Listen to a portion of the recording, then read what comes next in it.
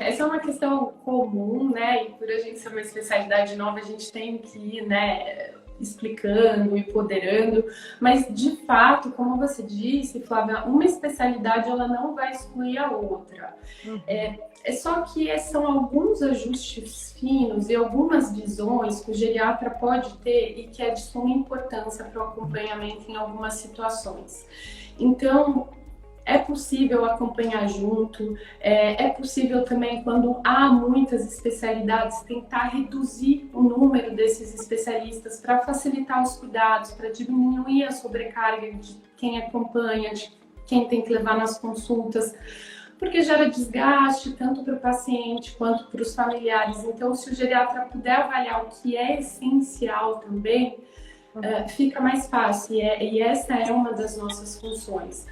Mas eu acho que talvez o grande diferencial da gente seja que o que faz muito parte da nossa formação, e que a gente vê que às vezes isso falta um pouquinho nas outras especialidades, e não por má formação nem nada disso, mas é que isso faz parte da formação do geriatra.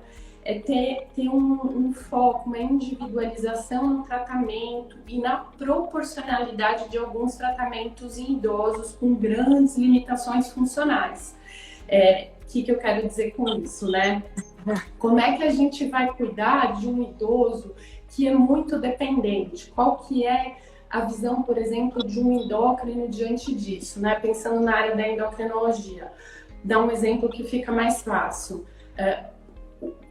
A idade não é algo que que a gente leva em consideração, e sim a funcionalidade. A funcionalidade, quando a gente fala dela, a gente está querendo falar sobre a capacidade de realizar tarefas, de se organizar em casa, de conseguir tomar as medicações, tomar banho, lavar roupa, passar roupa, cuidar da casa, enfim. Essa é a funcionalidade de um indivíduo, né? Trabalhar, etc.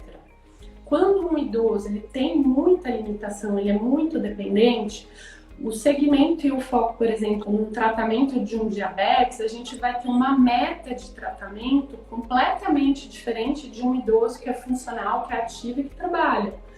E muitas vezes a gente não vê isso na prática, né? A gente vê idosos frágeis, idosos acamados com metas muito rígidas de tratamento que podem até fazer mal, né?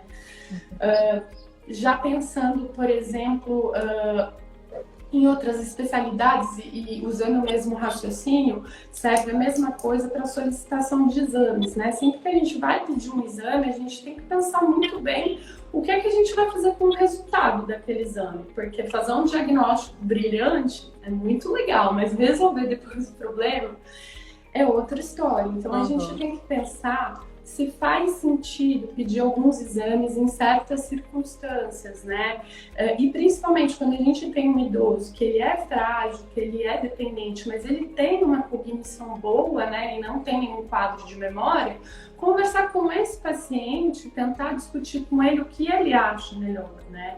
E esse eu acho que é o grande, o que ele prefere, quais são os valores dele dentro daquela situação, faz sentido pedir aquele exame, não faz sentido, se pedir o que pode acontecer, quais são os tratamentos, e ele decidir. Então eu acho que essa individualização é algo muito peculiar do geriatra, e a gente é muito treinado para fazer isso.